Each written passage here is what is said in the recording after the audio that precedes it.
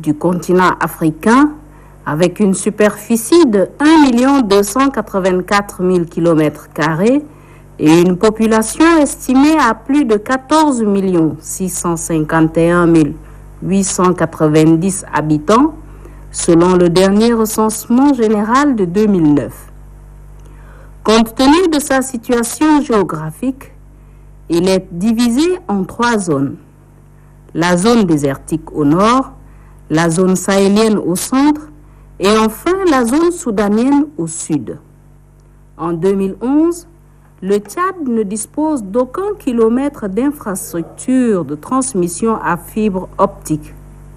Avec le projet Comé, un réseau de transmission de 930 km a été réalisé.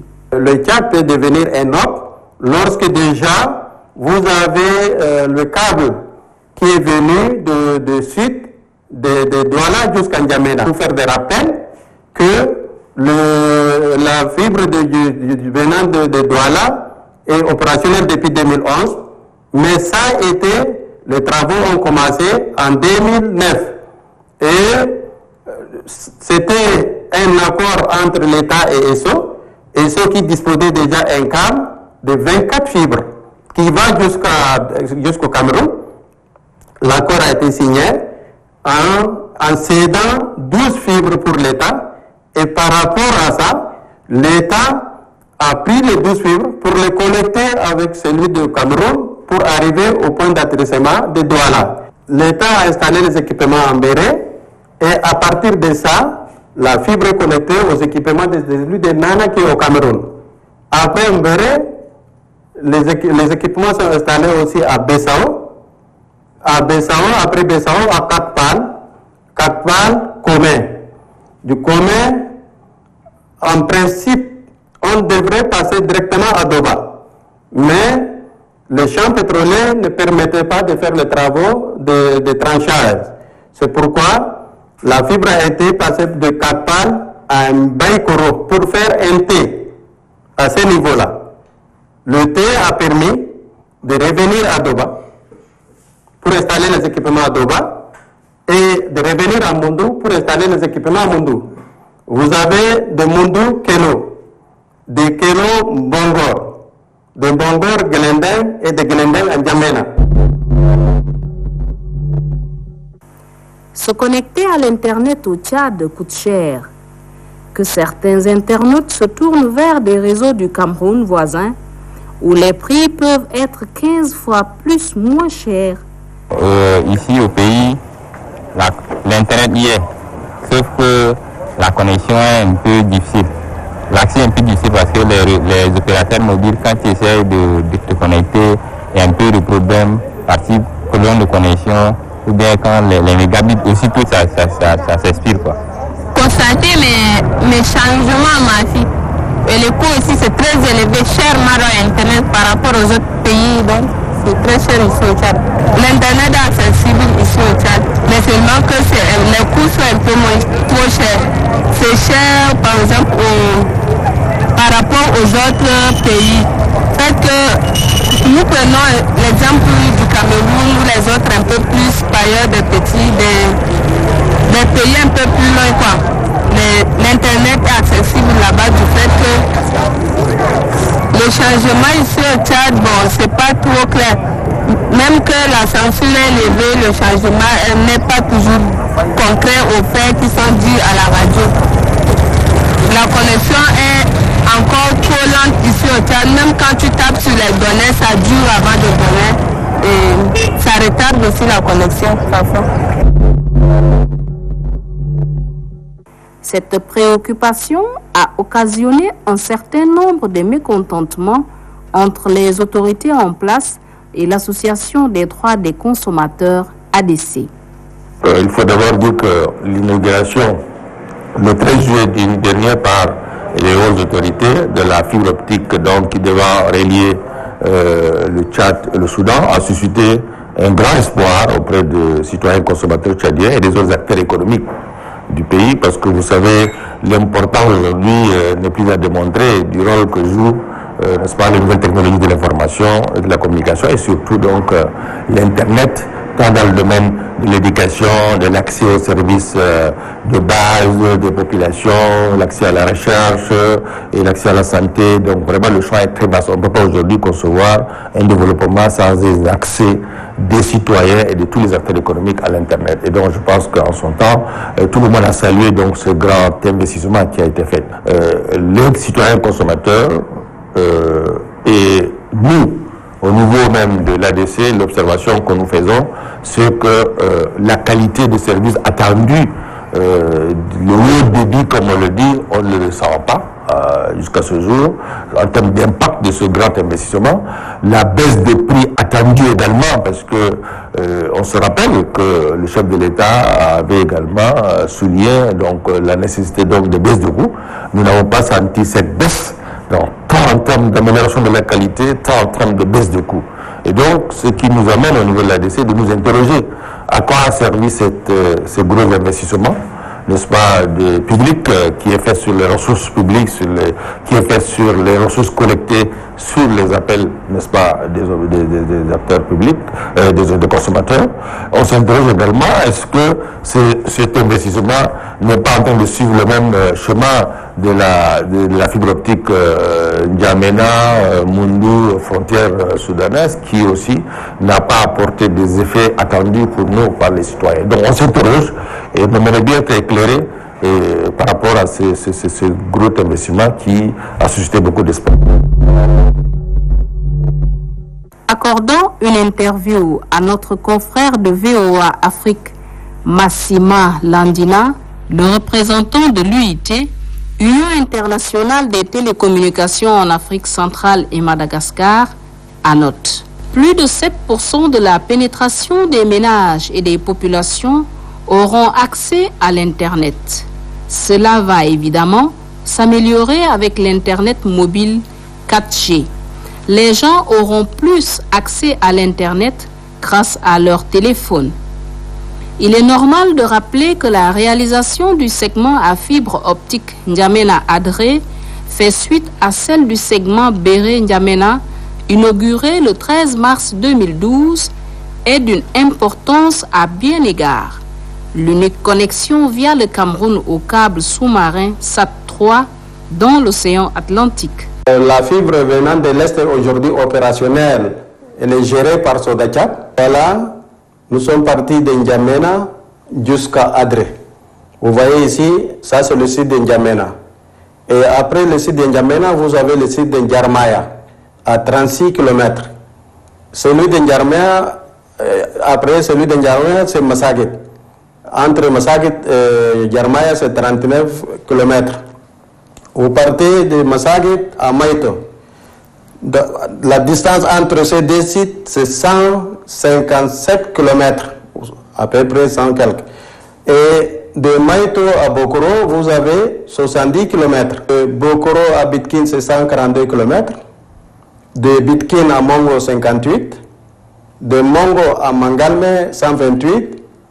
De Mangalme à Mouhadjar, 105 km. Mouhadjar à Abbeche, 147 km. De Abbeche Farchana, 120. De Farchana à Adré, 145. Et de là, de Adré, on rentre à Al-Guinène. Cette deuxième liaison vient consacrer une option stratégique de désenclavement numérique de notre pays, en ce sens qu'elle relie désormais le Soudan à d'autres câbles sous-marins appelés Easy, Flag et bien d'autres situés sous la côte orientale de notre continent, dont la gestion est confiée à une société tchado-soudanaise. Sodacat, c'est une société de droit tchadien qui a obtenu la concession sur les 20 années de gérer, de commercialiser, de maintenir les réseaux à fibre optique venant du Soudan. C'est une plateforme, en tout cas Sodacat a l'ambition d'être la plateforme internationale de trafic qui relie l'Afrique, en tout cas au réseau mondial. On parle du réseau accessible, on parle de la connectivité Internet accessible à tous. C'est devenu aujourd'hui en tout cas un droit pour tous citoyens. Et les citoyens tchadiens, il n'est pas du tout du reste.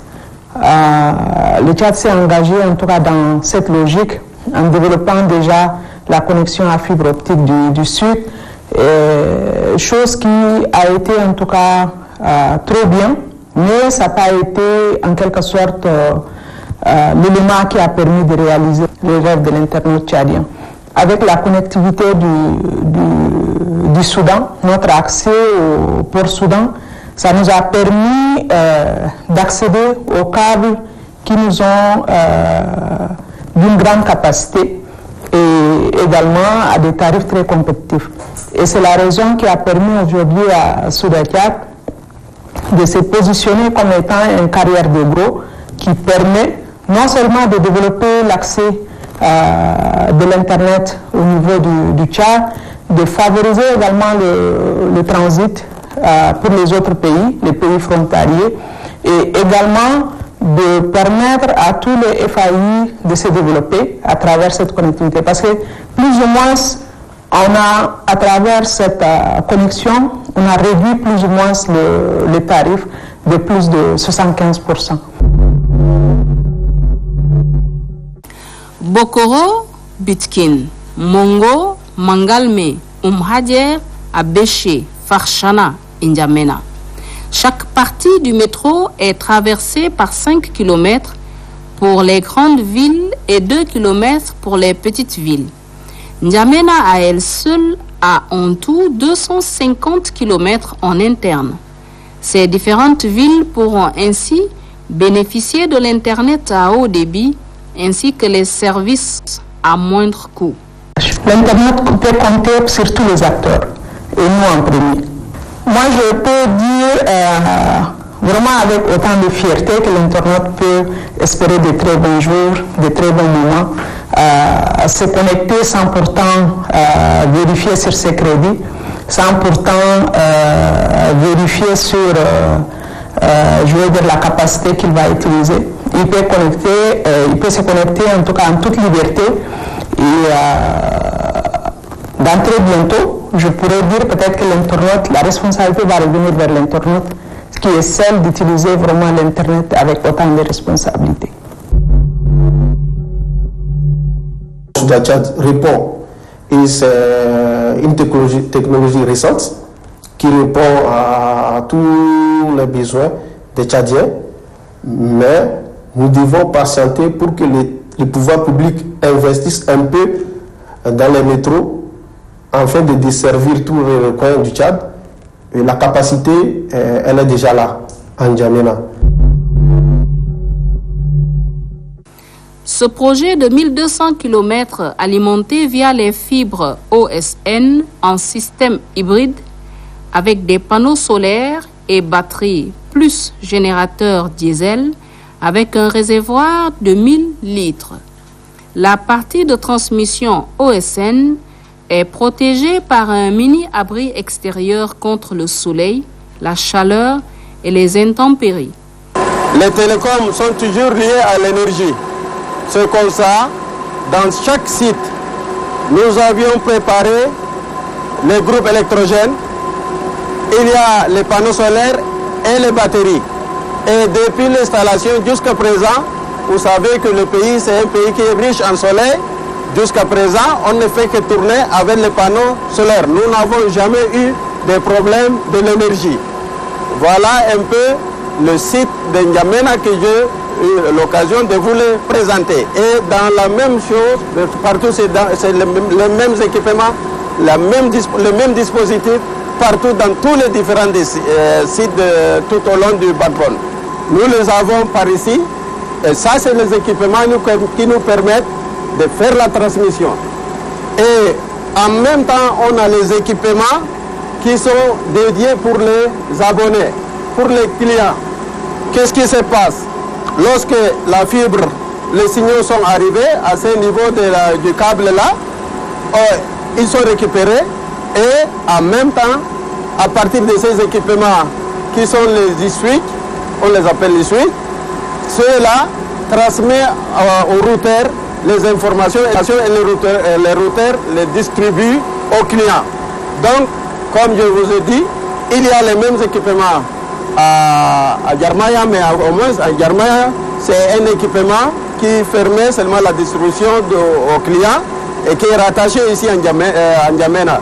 Il y a à Massaguet, il y a les mêmes équipements à Maïto, les mêmes équipements à Bokoro, les mêmes équipements à Bitkin, à Mongo, à Abdesh, plutôt à Mangalme, à Umhajar, à Abdeche, à Farchana et à Adre.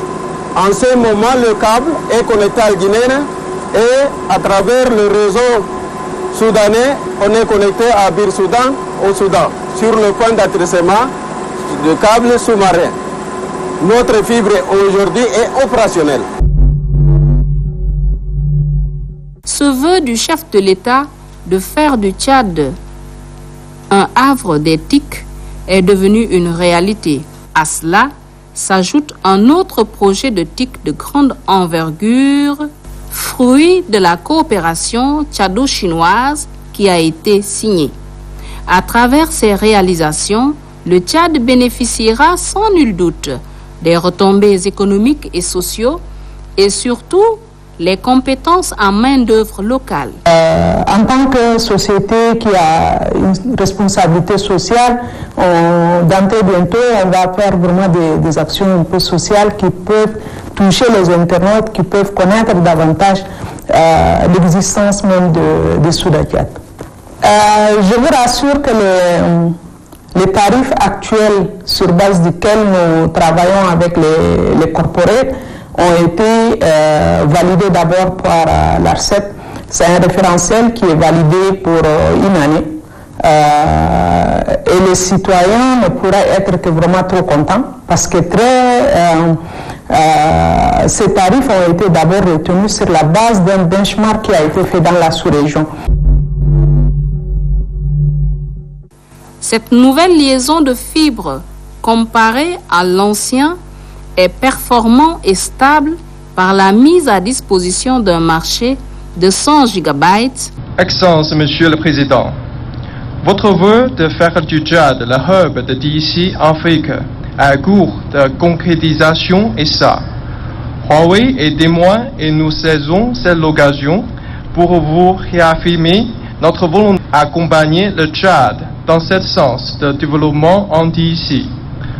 Aujourd'hui, l'inauguration de la fibre de N'Djamena jusqu'à Adre relie ainsi le Tchad au Soudan en partant au câble sous-marin de la mer Rouge. Dans très peu de temps, les travaux du nouveau projet de la modernisation en DIC, fruit de la coopération entre le Tchad et la Chine qui vient d'être signé, vont débuter pour marquer un autre bond du secteur du DIC au Tchad. C'est de lieu ici pour nous adresser tous nos gratitudes et nos remerciements à l'endroit de l'équipement du ministère des Postes et de nouvelles technologies de l'information et de la communication et de la CEP, surtout de la coordination de la fibre optique pour avoir accompagné et supporter Huawei durant toute la réalisation de ce projet. Avant de finir, nous saluons le leadership de Son Excellence, Monsieur le Président de la République, Son Excellence Idriss Déby Itno, pour avoir permis au Tchad de s'ouvrir au monde à travers le DIC. Vive la coopération très fructueuse entre le Tchad et la Chine. Reliant le Tchad au Soudan, dont la gestion est confiée à une société tchado-soudanaise, qui est l'une des résolutions adoptées le 26 mars 2019 lors du Conseil des ministres. L'aboutissement des différents travaux engagés sur la fibre optique dans le pays devrait permettre le désenclavement du pays en numérique. Et nous encourageons aussi l'État de continuer dans ce sens afin que toute la population puisse avoir accès à l'Internet, comme le disait le président de la République. De la vision un Tchadien, un méga, ça viendra lorsque ces investissements s'y réaliseront. Donc moi je demanderai à la population une patience. Lorsque tu as déjà pris le goût de la chose, tu veux tout complet, mais il y a des phases. Donc nous exhortons le pouvoir public de continuer dans ce sens à investir afin d'arriver au minimum requis en ce qui concerne l'accès à Internet à toute la population. Ce projet s'inscrit en droite ligne du vaste programme engagé de la politique du chef de l'État Idriss Déby Itno, président de la République, par le ministère des Postes et des TIC pour la réalisation des infrastructures larges de bande à fibre optique en vue de relier le Tchad aux réseaux internationaux et d'interconnecter les provinces et chefs-lieux des départements dans l'optique de rendre l'Internet haut débit accessible dans l'ensemble du territoire national et de créer une économie numérique au Tchad en doublant la part des TIC. Ce projet, faut-il le rappeler, entre dans le cadre de la politique de développement du secteur des communications électroniques prônée par la plus haute autorité du pays, en l'occurrence son Excellence Idriss Déby Itno, président de la République, chef de l'État, chef du gouvernement. Avec cette fibre, le Tchad pourra mettre à la disposition des opérateurs nationaux une capacité de 100 gigabits, dont 40 gigabits sont déjà disponibles.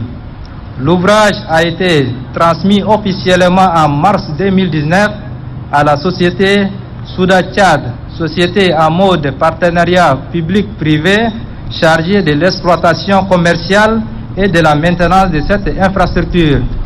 Pour finir, nous voulons réitérer notre profonde gratitude aux plus hautes autorités du pays pour leur implication dans la réalisation de ces projets, ainsi qu'à tous ceux qui, à des degrés divers, ont contribué à la réussite de cette œuvre commune.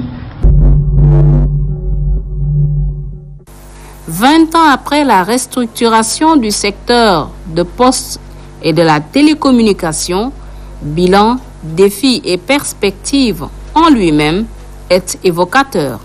En 1998, le chef de l'État, au respect de son engagement engagé sur le secteur de poste et de télécommunication, a permis la mise en place des écosystèmes du numérique dans le pays. Le Tchad place les technologies de l'information et de la communication à croiser des chemins. Cette évolution heureuse, nous la devons à la vision éclairée, aux orientations courageuses et stratégiques et à la vision et l'action déterminée de notre président de la République, dont je me fais le devoir de saluer sa présence remarquable et remarquée parmi nous ici. Cette présence prouve avec évidence son intérêt indéniable pour le bien-être de son peuple, qu'il chérit tant et pour lequel il n'a pas de répit jour et nuit. Qu'il en soit chaleureusement et vivement remercié. Excellent Monsieur le Président de la République, recevez ici toute notre gratitude. Pour rappel de l'histoire qui est la nôtre, bien avant 2011, nous avons 0 km d'infrastructure de transmission à fibre optique.